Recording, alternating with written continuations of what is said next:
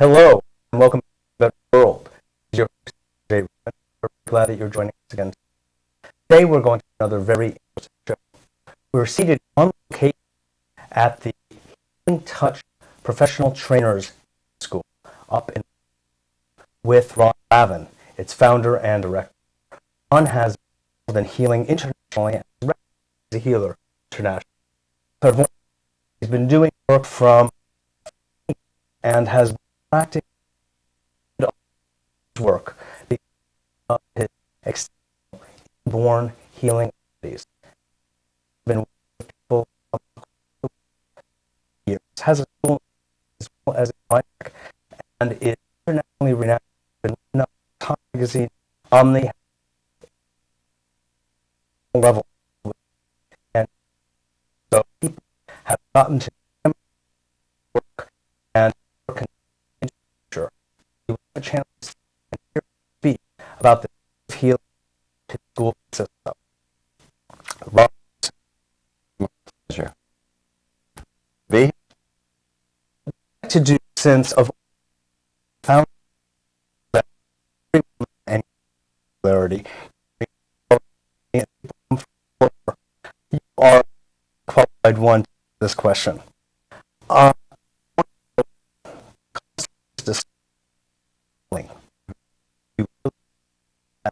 What is healing? Well, a definition for it. Healing is in bring the spirit, the body, and into closer communication and integration, create.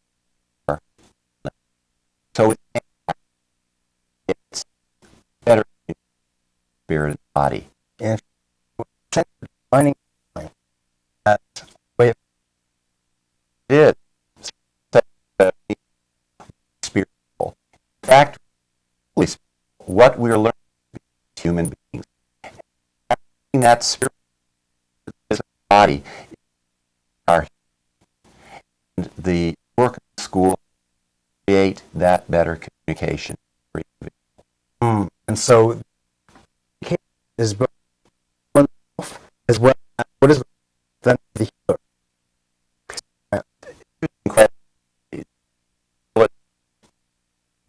The channel for the light here and himself vessel be transferred from the healer to the healing.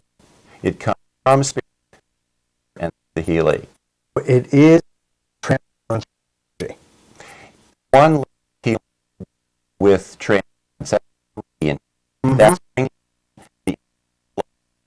the healing. Okay. About form healing in your school techniques, is that correct? Exactly right. I'd like you to elaborate on that a moment. One of the things that occurs to me and healing that heal the or healing client Is what we do in school. Basically, all our this life in a state of consciousness. We're totally when we come into life. What a beautiful idea. What is during the process of socialization, bliss to people and get anchored more in the physical world and looking for continuation that unconditional love and grace to those who are raised from our parents. We are bringing in their energy, unconditional, the juices going, and what happens during that we begin to see that our parents are not perfect and say, okay, well, I feel my love and grace. And so the process of bringing in more and more of their energy, healing more and more of what they want, that I can give. Yeah. Right. What Recapture. what actually happens is that develop core. This is where our core programming comes. It is not what we bring from our parents. It's not that it's bad, but it's to say that from our parents.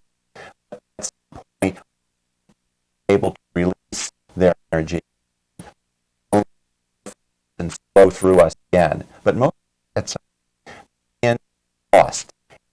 I develop that to us from our parents, and then our teachers, preachers, and the other.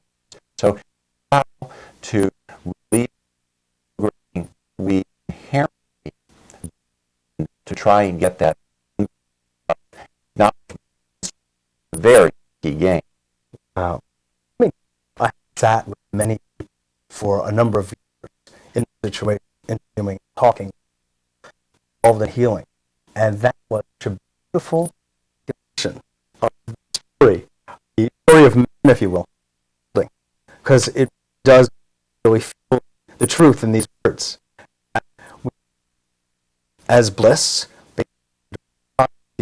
Absolutely. or there are when we are old enough, blissful, and then it begins to dissipate, and it is so much the parents or to bring that feeling back as it begins to dissipate, and we begin to accommodate, compensate, etc. for bring that to us. Dance. That's the dance. So what The programming, entrapment later on. Now we are faced with having to reveal, identify, and then release. So that epitomizes where we all find ourselves. And look up. Okay, I used to know exactly what I wanted and where I was going. Now I really don't know where I am or how I got here. Remember what it is that I wanted to create. And so, what I teach in school as to these techniques is what I call the 6 sacred practices. 6 practices, and they are meditation, visualization, breath work, movement, and ceremony. All respond to these practices. And a practice is something that we do every day at home, any one of the 6. And as you know, you can do any type of sound work. You can chant, you can drum, you can do yoga, you can do any one of these things. Sacred ceremony, something that not mystical, or it may be gardening in your backyard. But if you practice any of these sacred practices, or a multiplicity of them, what happens is you begin to and grow yourself on a daily basis. When you put the heart into grounding, and you open the light that flows through each of us, we begin to clear away the programming by calling forth and intentional connection to the earth. We can ground off of energy, those radical cells, by grounding on a daily basis. And gravity, that tension, fear, and so forth from the body. So the school is in large part actions of practicing, so energy strong, pulsating through the body, and then learn technique. A healing school, but it also sounds like a nature school and of. Well, we don't actually go walk, but we do some You statements. teach it. You instruct people. So. Oh, I tell them that they need to ground it, and through the earth. And we do visualizations to do that. We do movement.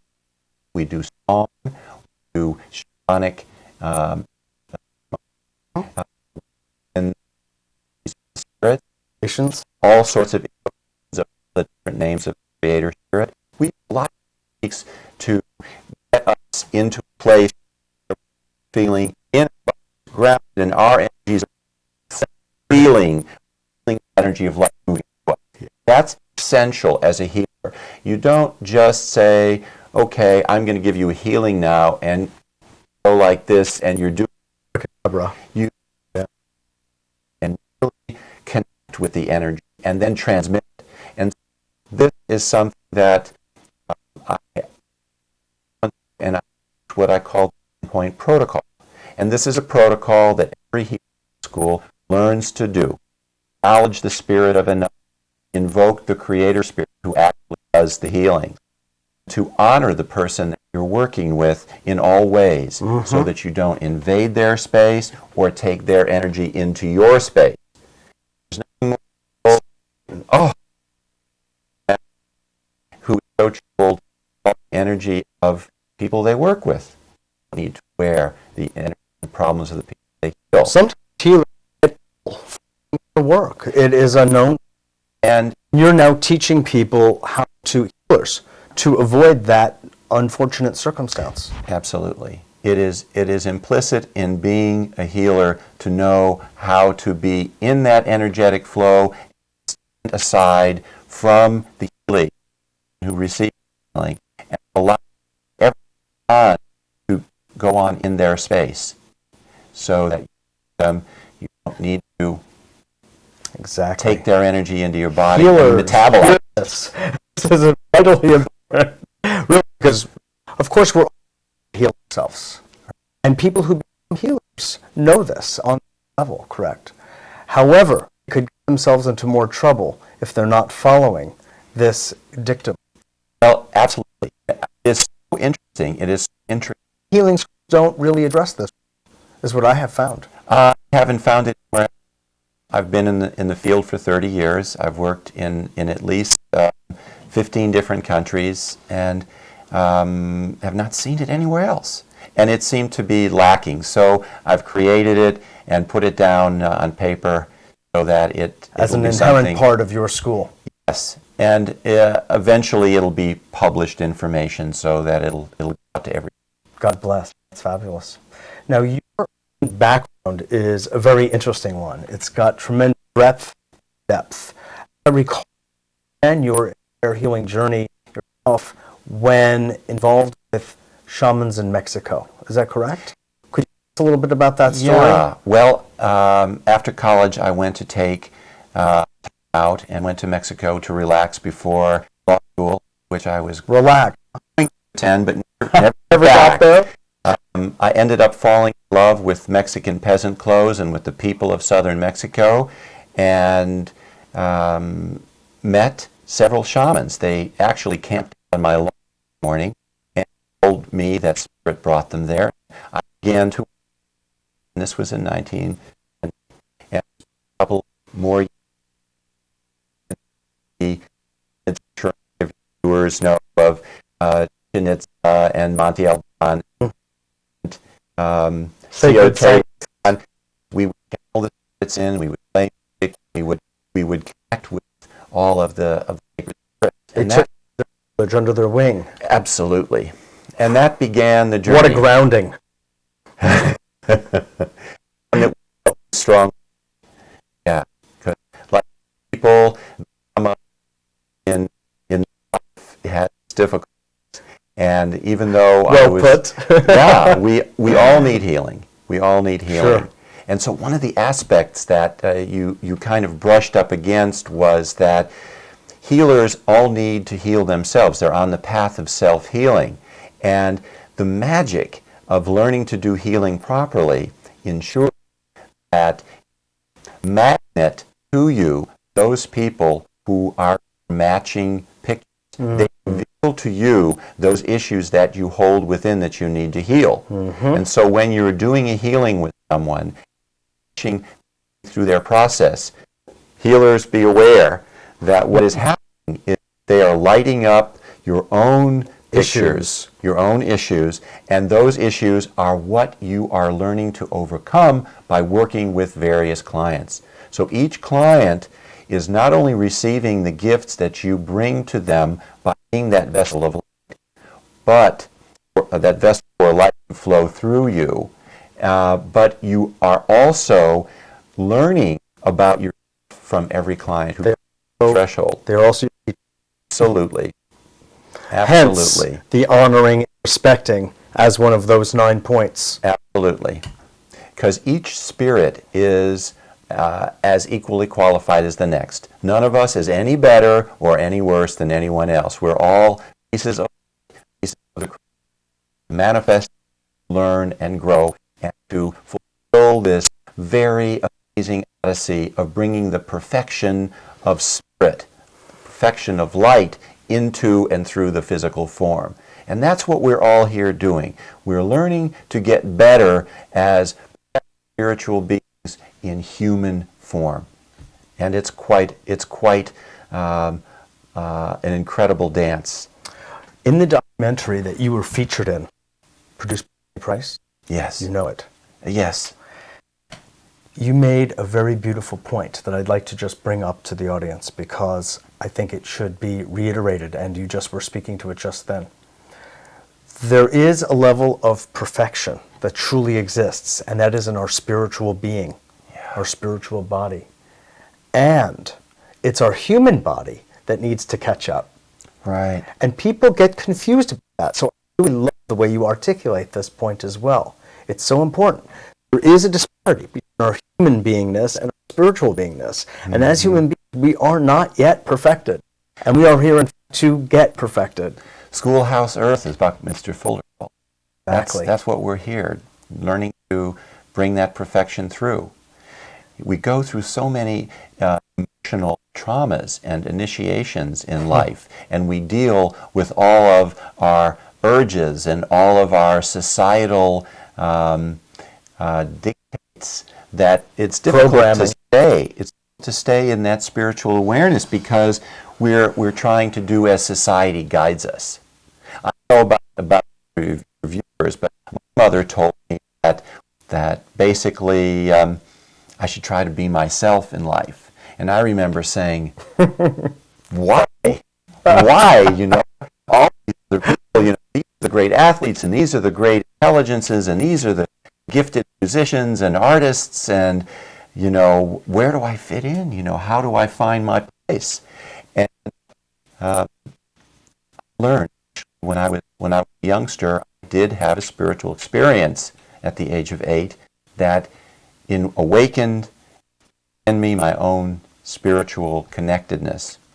So I received a gift when I was young. That has helped me.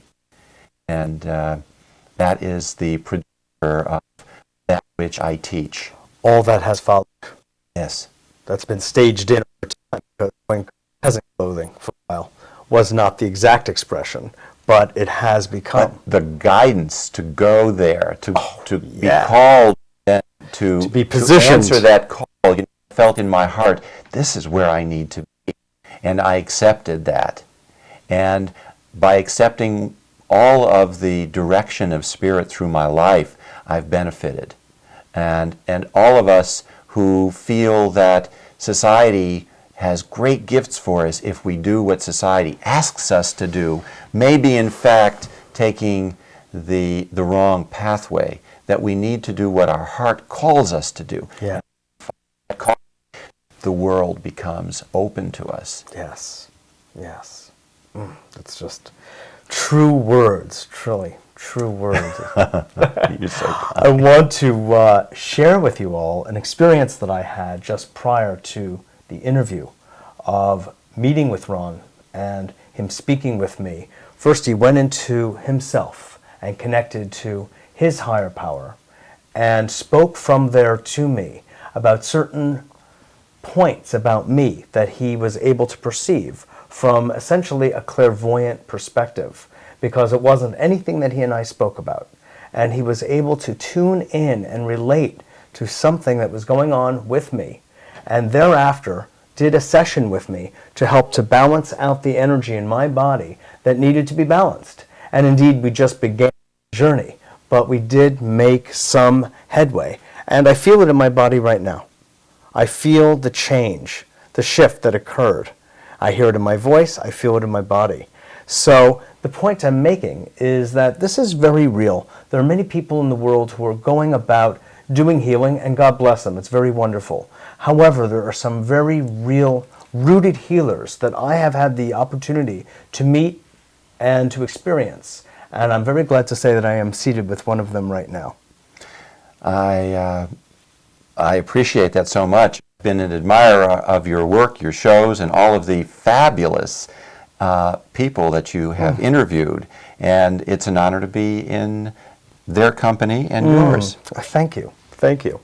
And to go back, however, it's important that of all things that you're doing, because there are many people in your position who work on people individually, one by one, and the people come and they receive healing and they become self-healed, actually, and that you have taken it upon yourself, Ron, to teach and to teach other teachers, let alone healers, so the word can get spread internationally. Yes, I'm glad you mentioned Is a very that. vital point. It's sort of like, instead of being a finger, you're more like the wrist or the shoulder, controlling, do you know?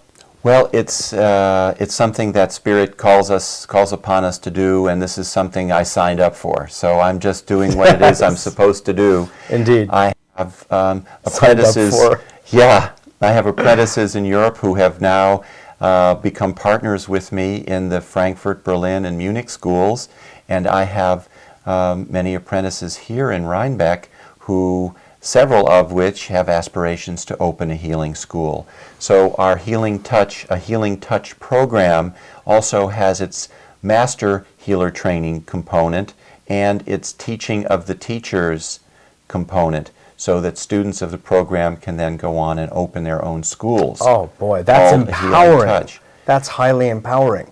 So it's not like you're necessarily keeping them all under one rubric, although they're taking your techniques, etc., but they're being empowered to open up their own schools, sort of like the branches of a tree, and move Yes, outward. under the skies of our planet. We're all parts of the same being here. There's just one of us. Utterly and true. We all try to teach one another.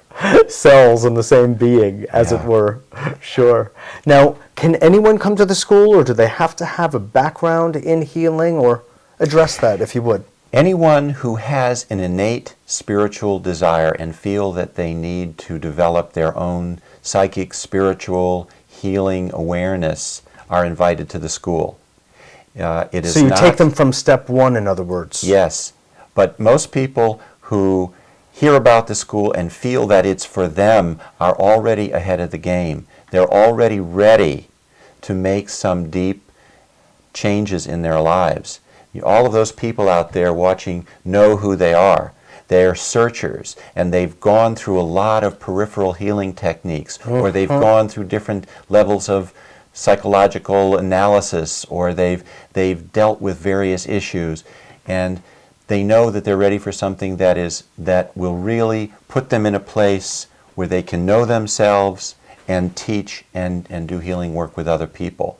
Some people who come to the school are doctors, some are masseuses, therapists of all kinds. Some are horse trainers, and some are artists and pianists, and there are all kinds of people. Housewives, no doubt. Absolutely.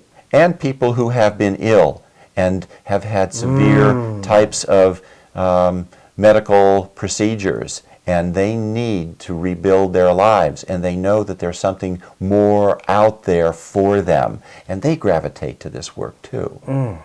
And we teach things like... So it's very well-rounded. It is for all people.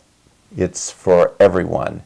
And I limit it to only those who are gravitated to the work.